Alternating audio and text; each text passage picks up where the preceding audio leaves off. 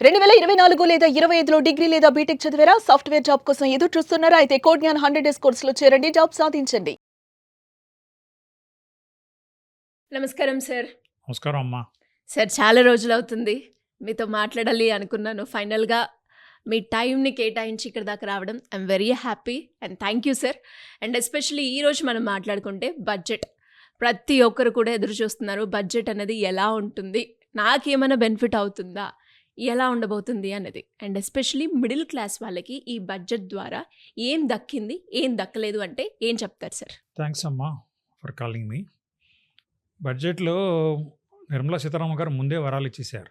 ప్రత్యేకంగా బడ్జెట్‌లో ఇచ్చిన వరాలేం లేవు. హ్మ్. ఎందుకంటే జీఎస్టీ తగ్గించారు. ఇన్సూరెన్స్ మొదలుకొని చాలా వాటికి జీఎస్టీ తగ్గించారు. అది పెద్ద వరమే కదా! అంతకంటే ముందే ఇన్‌కమ్ టాక్స్ స్లాబ్ పెంచేశారు. 12,00,000 ఊహించిన దానికంటే ఎక్కువ పెంచారు. అది పెద్ద వరమే కదా! ఇట్లాంటి వరాలు చాలా ఇచ్చేశారు. ఇదివరకమ్మా బడ్జెట్ అంటే ఎదురు చూసేవాళ్ళు వరాలొచ్చేవి. హ్మ్. ఇప్పుడు ఆ రోజులు పోయినాయి. బడ్జెట్ సాదాసీదాగా అంటే పెద్ద పెద్ద విషయాలు మాట్లాడుతుంటారు ఇప్పుడు అంతే. అంటే కమిటీలేయటము అట్లాంటివి ఇస్తుంటారు. ఇప్పుడు ఏంటంటే నేను అబ్జర్వ్ చేసింది ఏంటంటే అమ్మా, ఈ గవర్నమెంట్‌లో ఉన్నవాళ్ళు కన్విన్స్ చేయలేనప్పుడు కన్‌ఫ్యూజ్ చేస్తారు. హ్మ్. ఎందుకంటే డేటా ఎక్కువ ఇచ్చేసేసి కన్‌ఫ్యూజ్ చేస్తారు. అవి అర్థం కాకుండా ఉంటాయి. దాని అర్థమయ్యేట లోపు వాళ్ళ పని ఆళ్ళు చేసుకుంటారు. అందుకని ఎక్కువ కమిటీలేసేసారు ఇప్పుడు. తర్వాత ఇప్పుడు మనం ఆశించింది ఏంటంటే, అంటే రూపీ, డాలర్ రేటు మన రూపీ వీక్ అయిపోయింది. ఎందుకని ఫారెక్స్ అంటే ఫారిన్ ఇన్వెస్టర్స్ డబ్బులు తీసుకెళ్ళిపోతున్నారు. అవును. సో, వాళ్ళకి ఇన్సెంటివ్ ఏమైనా ఇస్తారా అని చెప్పి ఇన్వెస్టర్స్ ఆశించారు. ఏమి లేదు. అది కాకుండా ఇంకా దెబ్బలు కొట్టారు. ఎట్లా? ఇప్పుడు షేర్స్ బైబ్యాక్ చేస్తే దాని మీద టాక్స్ ఏశారు. ఇప్పుడు ఫర్ ఎగ్జాంపుల్ ఇన్ఫోసిస్ కంపెనీ ఉంది. ఇన్ఫోసిస్ కంపెనీ షేర్లు బైబ్యాక్ చేసింది.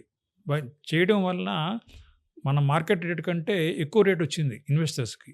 సో, అట్లాంటివి ఇప్పుడు కంపెనీలు చేపడానికి ముందుకు రావు. కారణం ఏంటంటే వాళ్ళు టాక్స్ కట్టాలి. సో, అది దాని బదులు వాళ్ళేం చేస్తారు? దాన్ని రీఇన్వెస్ట్ చేస్తారు. లేకపోతే బోనస్‌లు ఇస్తారు. అట్లా చేస్తారు తప్పితే బైబ్యాక్ చేయరు. ఈ కారణంతోటి షేర్ మార్కెట్ కూడా వాళ్ళు పడిపోయింది. సో, లాంగ్ టర్మ్‌లో ఈ నెగెటివ్ కాదు గానీ, ఇంకొకటేంటంటే ఇప్పుడు ఎస్టీటీ ఆ టాక్స్ అనేది పెంచేశారు. హ్మ్. అంటే ఎందుకంటే దానివల్ల ఏంటి మార్కెట్‌లో ఫండ్స్ తగ్గుతాయి. లిక్విడిటీ ప్రాబ్లమ్ వస్తది. అందుకని షేర్లు అంటే కొనేవాళ్ళు తక్కువైతారు. మామూలుగా ఏంటంటే అమ్మ ఇన్వెస్టర్స్ వల్ల డిమాండ్ ఉంటది. కానీ ప్రాక్టికల్‌గా చూస్తే ఈ ట్రేడింగ్ వాళ్ళ వల్ల ఎక్కువ డిమాండ్ ఉంటుంది. సో, ఆ డిమాండ్ తగ్గిపోతాంది ఇప్పుడు ఎస్టీటీ పెంచడం వల్ల. సో, అందుకని ఇప్పుడేంటి ఇన్వెస్టర్స్‌కి ఏ భయం లేదమ్మా. హ్మ్. కానీ ట్రేడింగ్ చేసే వాళ్ళకి మాత్రం ఎఫెక్ట్ ఉంటుంది. ఎఫెక్ట్ ఉంటుంది. అంటే టాక్స్ ఎక్కువ అవుతుంది గదా! సో, ఆటోమేటిక్‌గా ఇన్వెస్టర్స్‌కి లాభమే. అయితే ఇన్వెస్టర్స్‌లో కూడా కొన్ని ఫండ్స్ ఉన్నాయి. ఇప్పుడు ఆర్బిట్రేజ్ ఫండ్స్ అని కొన్ని వాటిలో వాళ్ళకేంటంటే టాక్స్ పడతది. సో, అందుకని కొంచెం 1 ఆర్ 2% వాళ్ళకి ప్రాఫిట్ తగ్గుతుంది. సో, కానీ లాంగ్ టర్మ్ ఇన్వెస్ట్ చేసే వాళ్ళకి మంచి బడ్జెటే. మనం ఇది ఆశించదగిన బడ్జెటే ఫర్ ఇన్వెస్టర్స్. సో, కస్టమర్స్‌కొచ్చేటప్పటికి ఒక కన్జ్యూమర్‌గా ఇది ప్రత్యేకంగా చెప్పాల్సింది ఏం లేదమ్మా. హ్మ్. అన్నీ మామూలుగా ఇచ్చేశారు. తర్వాత ఇంకా చిన్న చిన్న వరాలు ఇచ్చారు. అంటే చెప్పడానికి చిన్న వరం గాని ఇప్పటి వరకు ప్రతి జిల్లాలో ఒక గర్ల్స్ హాస్టల్ పెట్టా అన్నారు. అట్లానే ట్రైనింగ్ సెంటర్స్ డెవలప్ చేస్తా ఉంటున్నారు. అట్లాంటివి ఖచ్చితంగా మంచిదే. ఇంకోటేంటంటే అమ్మా మనం అనౌన్స్‌మెంట్ వేరు, ఆచరణలో ఎంతవరకు వస్తుందనే దాని మీద సక్సెస్ ఉంటుంది. ఇప్పుడు ఏ గవర్నమెంట్ అయినా పేదల పక్షపాతం, రైతుల పక్షపాతం, స్ మహిళా పక్షపాతం, వికలాంగుల పక్షపాతం ఈ డైలాగ్ లేకుండా ఏ గవర్నమెంట్ అని చెప్తదా? లేదు. ఈ గవర్నమెంట్ కూడా అదే ఉంది. కాబట్టి రొటీన్ బడ్జెటే. కాకపోతే మనం చూడాల్సిందేంటంటే మనకి ఇన్వెస్ట్‌మెంట్‌గా, మన కస్టమర్స్‌గా, మన కన్జ్యూమర్స్‌గా మనకైతే ఏం తేడా లేదు. నిన్నెట్లా ఉందో ఇవాళ హ్మ్. అట్లాగే ఉంటుంది. హ్మ్. ఏం వర్రీ కావాల్సిన అవసరం లేదు. ఓకే. టాక్స్ అమ్మా యాక్చువల్‌గా హ్మ్, క్యాపిటల్ గెయిన్స్ టాక్స్ ఉంటుంది కదా! హ్మ్. క్యాపిటల్ గెయిన్స్ టాక్స్ తగ్గిస్తారని ఆశించాం. హ్మ్. కొంతమంది ఆశించారు. అది తగ్గించలేదు.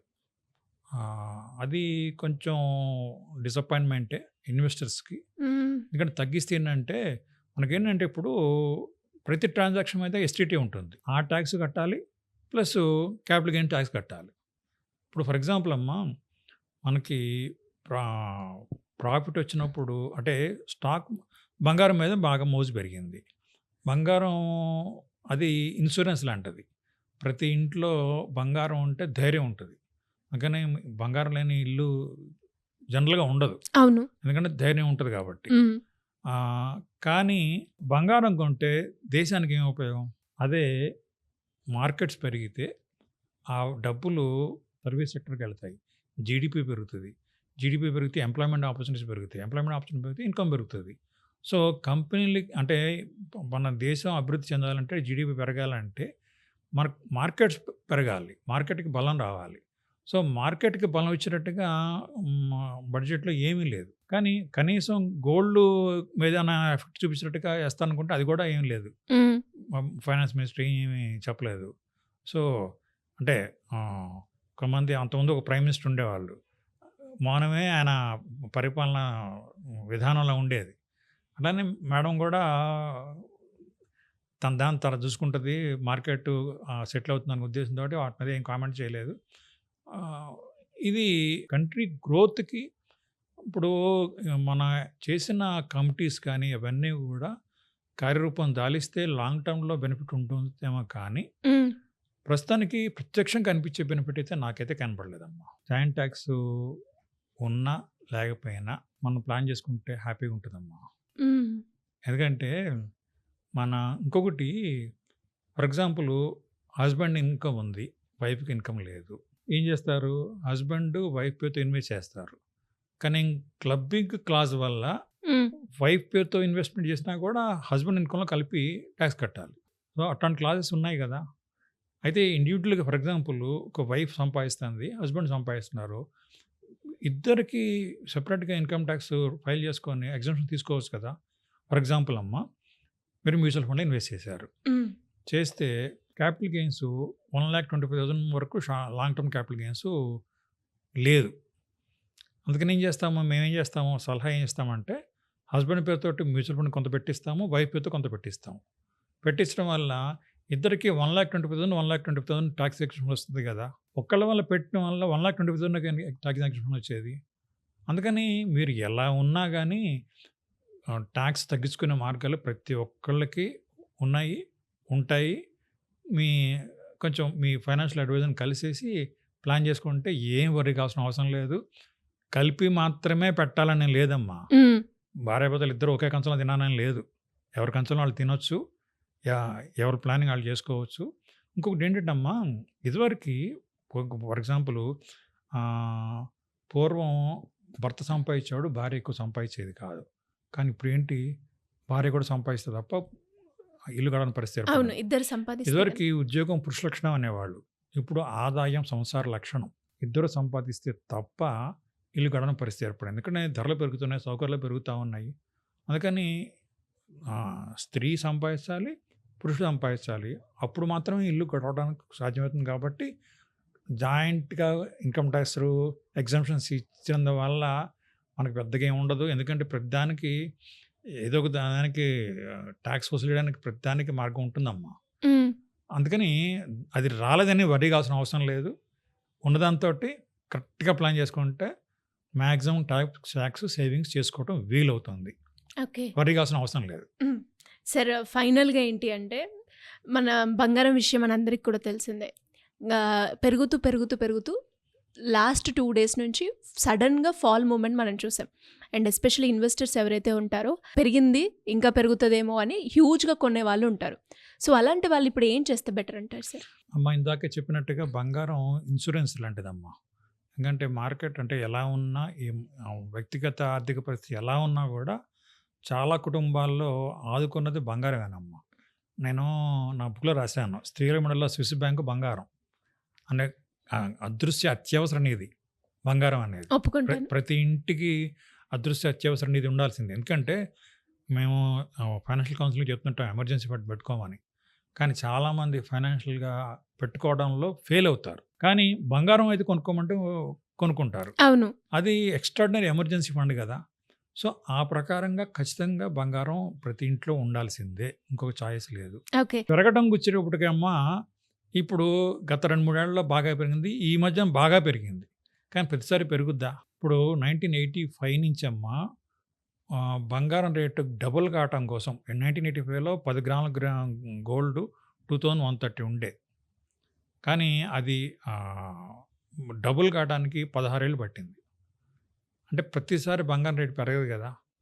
నా వ్యక్తిగత అభిప్రాయం అయితే మాత్రమా మీ ఈ టోటల్ ఇన్వెస్ట్‌మెంట్స్‌లో 10% గోల్డ్‌లో పెట్టుకోవచ్చు. ఓకే. అంతే తప్ప మొత్తం దాని మీద పెట్టుకోవడం అనేది రైట్ ఆహ్, డెసిషన్ కాదు. కాకపోవచ్చు. ఇంకొక ఉదాహరణ చెప్తాను. ఇప్పుడు మన పిల్లలు ప్రతిసారి క్లాస్ ఫస్ట్ రావాలని కుదురుతదా? లేదు. సో, మేము పిల్లలు ప్రతిసారి క్లాస్ ఫస్ట్ రావడం కావాలని కోరుకుంటారా మీరు? ఎప్పుడు మంచి మార్కులు రావాలని కోరుకుంటారా? What is your choice? ఎప్పుడు మంచి మార్కులు రావాలని చాలు కోరుకుంటాం. కదా! అవును. సో, నేననేది బంగారం అనేది ఫస్ట్ మార్క్ వచ్చింది ఇప్పుడు. ప్రతిసారి మన ఇన్వెస్ట్‌మెంట్ ప్రతిదానికి ఫస్ట్ మార్క్ రావాలని కోరుకోవడం అత్యాశ అవుతది. ఓకే. అందుకని హ్మ్, గ్రాడ్యువల్‌గా అంటే రిటర్న్స్ రావాలంటే మాత్రం మాక్సిమం నా పర్సనల్ ఒపీనియన్ మాత్రం మాక్సిమం మ్యూచువల్ ఫండ్స్‌లో స్టాక్ మార్కెట్‌లో పెట్టుకుంటేనంటే ఈ ఒడిదుడుకులు మనల్ని నిద్ర భంగం చెయ్యవు. మనం హాయిగా నిద్రపోవాలా వద్దా? పోవాలి. ఇప్పుడు బంగారం రేటు పెరిగితే సంతోషం. పడిపోతే మళ్ళీ నిద్రపోద్ది కదా! హ్మ్. అంటే నేను ఇంకొక ఉదాహరణ చెప్తానమ్మా. నేను 1991లో నేను స్టాక్ మార్కెట్ ఇన్వెస్ట్ చేశా. హ్మ్. చేసినప్పుడు 92లో నాకు మా ప్రాఫిట్ వచ్చింది. అప్పుడేంటంటే ప్రాఫిట్ వచ్చినా బీపీ పెరిగేది. నష్టం వచ్చినా బీపీ పెరిగేది. ఇదేదో నిద్రాభంగం అవుతుందని చెప్పి నేను 10,000 ప్రాఫిట్ తోటి బయటకొచ్చా. ఎందుకంటే not at the cost of our sleep కదా! సో, మనం బంగారం రేటు పరిగెడతా ఉంటే మనం పరిగెట్టడం అనేది ఆ పరుగుడుకి నేనైతే దూరంగా ఉంటా. ఓకే. నేను చెప్పాను కదా! హ్మ్. మన పిల్లలు ఎప్పుడు మంచి మార్కులు రావాలి తప్పితే ప్రతిసారి క్లాస్ ఫస్ట్ రావాలని నాకు ఆశ లేదు, అత్యాశ లేదు. సో, బంగారం మీద అత్యాశ ఉన్నవాళ్ళు పెట్టారు. లాస్ అయిన వాడు కూడా చూసాను నేను. అట్లానే వెండిలో కూడా పెట్టారు. పరుగు పందెంలో పాల్గొన్నారు. లాస్ అయిన వాళ్ళు కూడా ఉన్నారు. ఉంటారు. యెస్. ఉండకుండా తప్పదు కదా! సహజం కదా! ఎక్స్‌పీరియన్స్. మరి ట్రేడింగ్‌కెళ్ళినప్పుడు ప్రిపేర్ కావాల్సిందే కదా! అవును. అందుకని గ్రాడ్యువల్‌గా గ్రోత్ రావాలి. Long term investment, long term wealth create చేయాలంటే మాత్రం బంగారంలో 10% మళ్ళీ చెప్తున్నా 10% పెట్టుకోవడం మంచిది. కంఫర్టబుల్. నిద్ర భంగం కాదు. లైఫ్‌కి ఏం డిస్టర్బెన్స్ ఉండదు.